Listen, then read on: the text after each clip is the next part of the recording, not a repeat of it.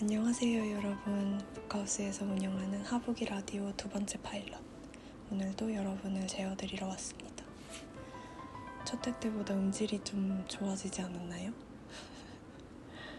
저희 독자님 중에 와와 독자님이 하북이 라디오에 마이크를 선물해 주셨어요.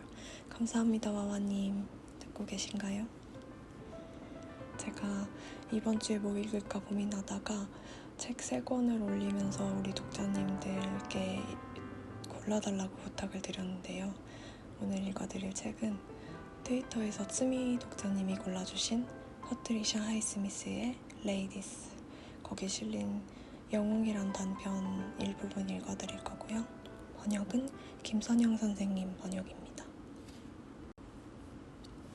이제 피노키오의 책장을 넘기는 그녀는 강렬한 만족감과 행복에 젖었고 그 감정이 그녀가 읽고 있는 이야기 속으로 침투해 들어왔다. 기억이 났다.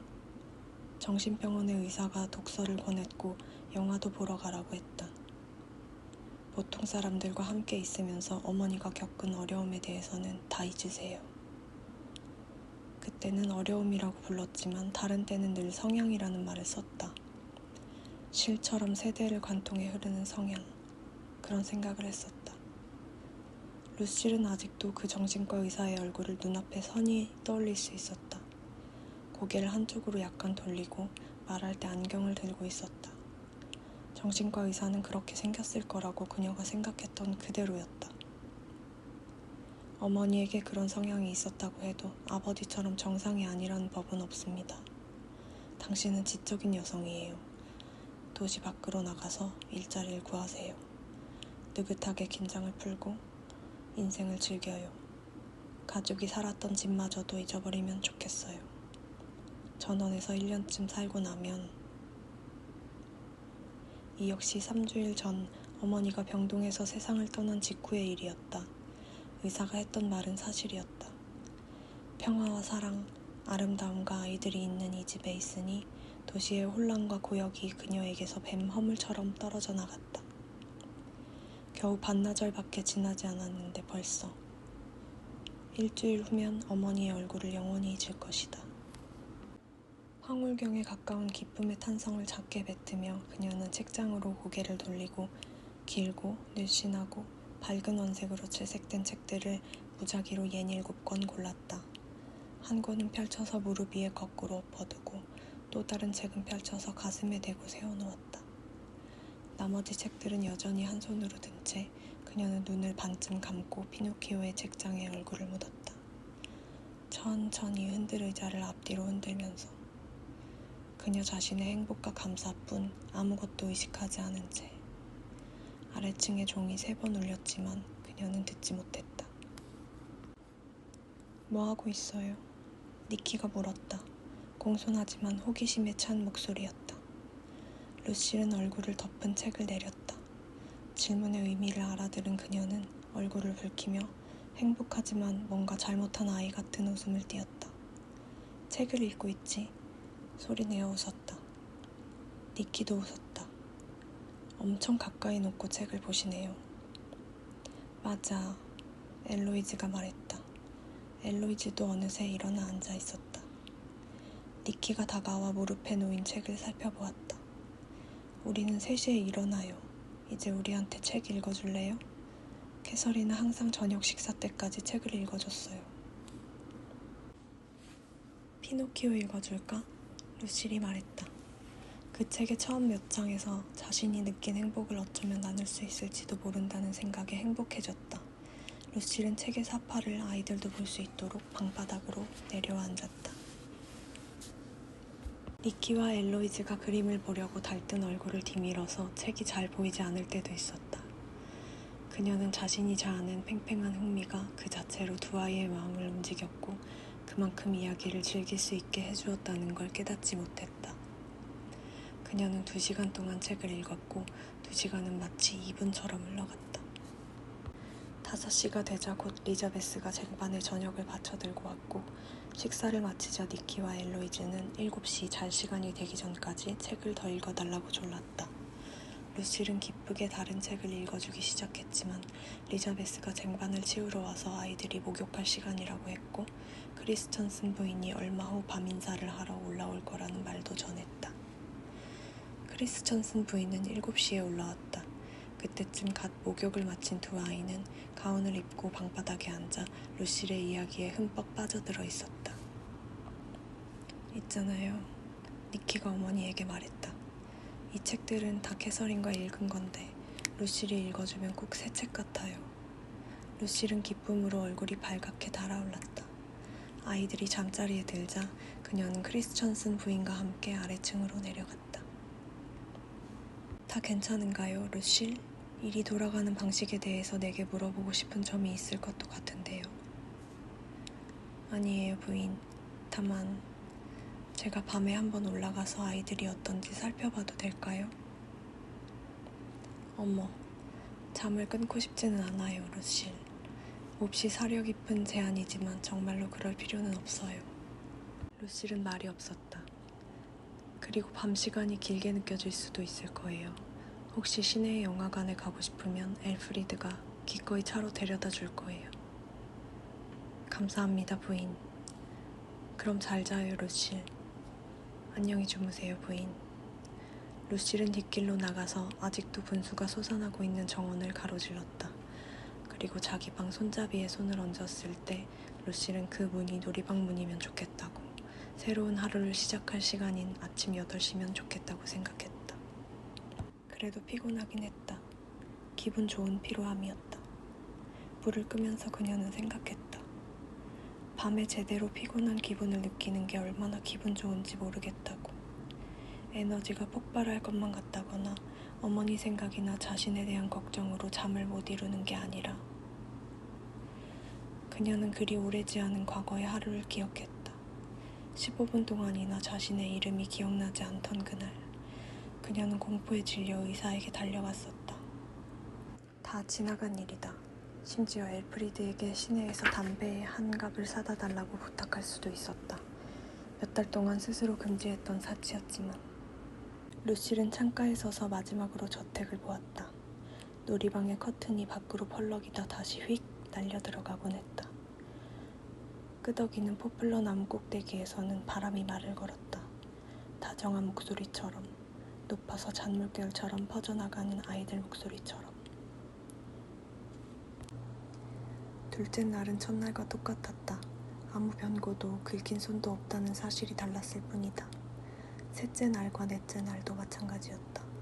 놀이방 놀이책상 위에 줄을 맞춰 서 있는 니키의 납병정들처럼 규칙적이고 균질적이었다. 유일하게 변한 점은 가족과 아이들에 대한 루실의 사랑이었다. 맹목적이고 열정적인 헌신은 매일 아침 새삼스레 곱절로 커져만 가는 듯했다. 루실은 많은 것들을 눈에 담고 또 사랑했다. 엘로이즈가 조그만 목 너머로 꼴깍꼴깍 우유를 삼키는 모습, 뒷머리에 금발이 말려 올라가 목 뒤에 털과 만나는 모습, 목욕을 시켜줄 때면 아프리만큼 연약해 보이는 아이들의 몸. 토요일 저녁, 그녀는 하인 숙소 문 앞의 우편함에서 그녀에게 온 봉투를 발견했다. 안에는 백지로 $20 지폐 신권 2장이 쌓여 있었다. 루실은 지폐 한 장의 빳빳한 귀퉁이를 잡고 들어보았다. 돈의 가치는 그녀에게 무의미했다. 돈을 쓰려면 다른 사람들이 있는 상점으로 가야 할 것이었다. 크리스천슨 저택을 영영 떠나지 않을 거라면 돈이 무슨 소용이 있을까? 매주 $40씩 차곡차곡 쌓여만 갈 것이다. 1년 후에는 $2080가 생길 테고 2년 후에는 그 2배가 될 것이다. 결국 크리스천슨 가족만큼 많은 돈을 갖게 될 텐데 그건 옳지 않았다. 무급으로 일하게 해달라고 부탁하면 아주 이상하게 생각할까? 아니면 $10는 어떨까? 크리스천슨 부인과 이야기를 해야 했다. 그래서 다음날 아침 부인을 찾아갔다.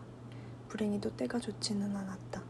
크리스천슨 부인은 저녁 식사 메뉴를 짜고 있었다. 제 봉급 말씀인데요, 부인. 루실이 말을 꺼냈다. 네? 크리스천슨 부인이 호감 가는 목소리로 말했다. 루실은 부인의 손에 들린 노란 연필이 종이 위를 빠르게 움직이는 모습을 지켜보았다. 제겐 너무 많아요, 부인. 연필이 멈췄다. 크리스천슨 부인의 입술이 놀라움으로 살짝 벌어졌다. 루실, 정말로 신기한 사람이네요. 무슨 뜻이세요? 신기하다는 게. 루실은 호기심을 담아 물었다. 글쎄요, 일단 먼저 아이들과 밤낮으로 같이 있고 싶어 하잖아요. 오후에도 쉬는 법이 없고요. 언제나 우리를 위해 대단히 중요한 일을 하고 싶다고 하는데 그게 뭔지 난 상상이 안 돼요. 그런데 이제 봉급이 너무 많다니. 우리 집에는 이런 분이 있었던 적이 없어서요, 루실. 장담하는데 정말 남다르다니까요. 부인은 웃었고 그 웃음소리에 가득한 편안함과 느긋함이 앞에 선 젊은 여자의 팽팽한 긴장과 대조를 이루었다. 루실은 대화에 푹 빠져 휘열에 찼다. 남다르다니 무슨 뜻이세요, 부인? 아니, 방금 말했잖아요. 그런데 나는 절대로 봉급을 내려줄 수 없어요. 파렴치한 착취가 될 테니까요. 아니, 혹시라도 마음이 바뀌어서 봉급 인상을 원하는 거라면. 아니에요, 부인. 그렇지만 제가 뭐라도 더 해드릴 것이 있으면 좋겠어요. 가족분들 모두를 위해서. 루실, 우리를 위해서 지금 일하고 있잖아요. 안 그래요? 우리 아이들을 돌봐주고요. 그보다 더 중요한 일이 어디 있겠어요. 그렇지만 더 큰일 말이에요. 제 말은 더 중요한. 말도 안 되는 소리예요, 루실. 크리스천슨 부인이 말허리를 끊었다. 예전에 함께 있던 사람들이 우리처럼 그렇게 우호적이지 않았다고 해도 우리 집에서는 그렇게 몸바쳐 일하지 않아도 돼요. 부인은 루실이 가려는 움직임을 보이길 기다렸지만 루실은 여전히 어리둥절한 얼굴로 책상 머리에 서 있었다. 크리스천슨 씨와 내 마음에는 꼭 들어요, 루실. 감사합니다, 부인. 루실은 아이들이 놀고 있는 놀이방으로 돌아왔다. 크리스천슨 부인이 이해할 수 있도록 말하지 못했다. 다시 돌아가서 그녀의 감정을 설명할 수만 있다면 어머니 이야기도 하고 자기도 그럴까봐 몇 달째 시달려온 두려움도 털어놓고 어째서 감히 술 한잔 담배 한 대 하지 못하는지도, 그리고 이 아름다운 집에서 가족들과 함께 있는 것만으로도 다시 건강해졌다는 이야기까지. 부인에게 모든 걸 다 털어놓으면 후련할지 모른다. 루실은 다시 문 쪽으로 가다가 부인의 마음이 어지러울 수도 있고 젊은 하녀의 이야기, 그런 따분한 이야기에 지루해할 수도 있다는 생각이 들어 멈췄다. 그래서 그날은 줄곧 표현하지 못한 감사를 가슴에 무겁게 안고 다녀야 했다. 그날 밤 루실은 12시가 넘은 시각까지 자기 방에 불을 켜고 앉아 있었다. 이제 담배도 수중에 있었고 그날 저녁은 석대까지 피우도록 스스로 허락했다. 그러나 피가 짜릿짜릿해지고 마음이 편안해지고 영웅적인 꿈을 꾸기에는 그만큼으로 충분했다. 담배 석대를 다 피우고 나면 또 한 대가 생각이 났을 텐데 머리가 아주 가벼워진 그녀는 벌떡 일어나 유혹을 떨치려고 담배를 서랍장 맨 위칸에 넣고 치워버렸다. 서랍을 닫을 때 손수건 상자 속 크리스천슨 가족이 준 $20 지폐 2장이 눈에 띄었다. 그녀는 지폐를 꺼내 의자에 다시 앉았다. 성냥갑에서 한 개비를 꺼내 불을 붙이고 불붙은 끄트머리가 아래로 가도록 잡아 잿더리 벽에 걸쳤다. 그러더니 성냥을 천천히 하나씩 전략적으로 배치해 작고 깜빡이는 잘 통제된 불을 피웠다. 성냥이 다 없어지자 성냥갑에서 한 개비를 꺼내 불을 붙이고 불붙은 끄트머리가 아래로 가도록 잡아 잿더리 벽에 걸쳤다. 그러더니 성냥을 천천히 하나씩 전략적으로 배치해 작고 깜빡이는 잘 통제된 불을 피웠다. 성냥이 다 없어지자 그녀는 성냥갑 종이를 잘게 찢어 천천히 떨어뜨렸다. 그러다 마침내 $20짜리 지폐를 들고 잘 찢어지지 않는 돈을 애써 같은 끄기로 찢었다. 그리고 이 조각들도 차근차근 불길에 던져주었다. 크리스천슨 부인은 이해하지 못했지만 이것을 본다면 그때는 깨달을지도 모른다. 아직 이것 정도로는 모자랐다. 단순히 충실한 서비스로도 충분하지 않았다. 누구라도 돈만 준다면 그 정도는 해주었으니까. 루실은 달랐다. 크리스천슨 부인도 직접 말하지 않았던가? 그때 부인이 했던 다른 말이 또 떠올랐다. 크리스천슨 씨와 내 마음에는 꼭 들어요, 루실. 이 말의 기억이 그녀를 의자에서 일으켜 세웠고 입술에 미소를 걸어주었다. 그녀는 기적처럼 튼튼하다는 느낌이 들었다. 마음도 튼튼하고 집안에서의 위상도 튼튼하니 안전하다는 느낌도 들었다. 크리스천슨 씨와 내 마음에는 꼭 들어요, 루실. 그녀의 행복에 부족한 건 사실 딱 하나뿐이었다. 위기 상황에서 자신의 능력을 증명해 보여야 했다. 성경에서 읽은 대역병이 돌기만 한다면 그리하여 온 땅을 역병이 휩쓸었도다. 성경에서라면 그렇게 표현할 텐데 그녀는 커다란 저택에 철썩이며 부딪는 물의 수위가 점점 높아지는 상상도 했다. 금방 놀이방까지 휩쓸 정도로. 그러면 아이들을 구출하고 함께 헤엄쳐 안전한 곳으로 데려가리라. 아이들이 어디에 있더라도 좋았다. 그녀는 불안하게 방 안을 서성거렸다. 아니면 지진이 난다면 어떨까? 사벽이 허물어지는 가운데 안으로 들어가서 아이들을 끌고 나오리라. 니키의 납병정이나 엘로이즈의 색칠도구처럼 뭔가 하찮은 물건을 가지러 다시 들어갔다가 깔려 죽어도 좋았다. 그러면 크리스천슨 가족이 그녀의 헌신을 알아줄 테니까. 아니, 불이 난다면 어떨까? 불은 누구에게나 날 수 있다.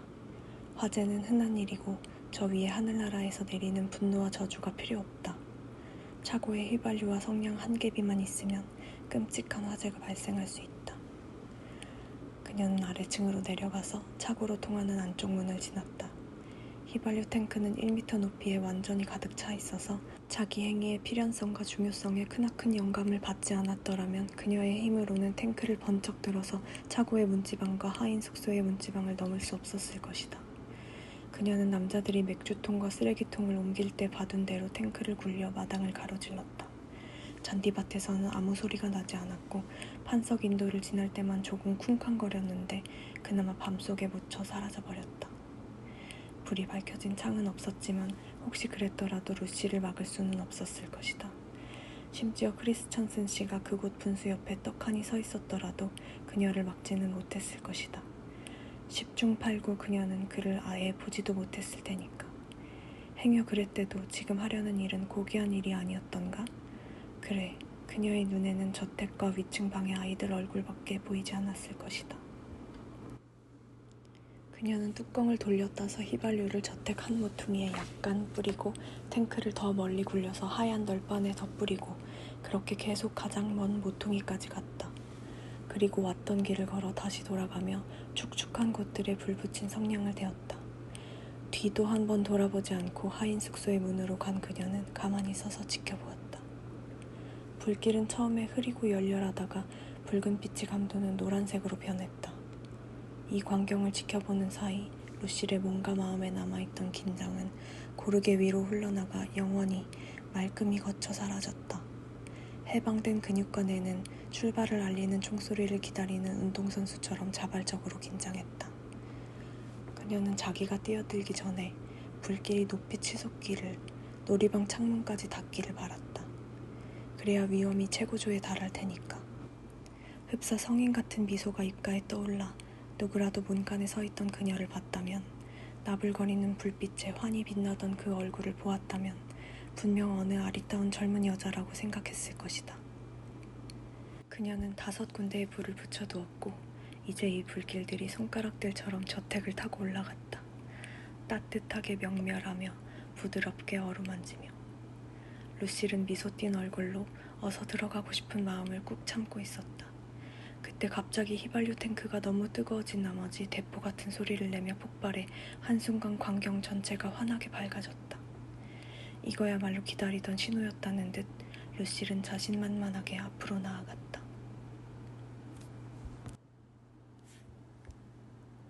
소설은 이렇게 끝이 납니다, 여러분. 재밌게 들으셨나요? 꿈에 불나오면 어떡해요? 재밌게 들으셨으면 좋겠고 다음 주에 우리가 또 만날 수 있을까요? 또 만날 수 있기를. 안녕.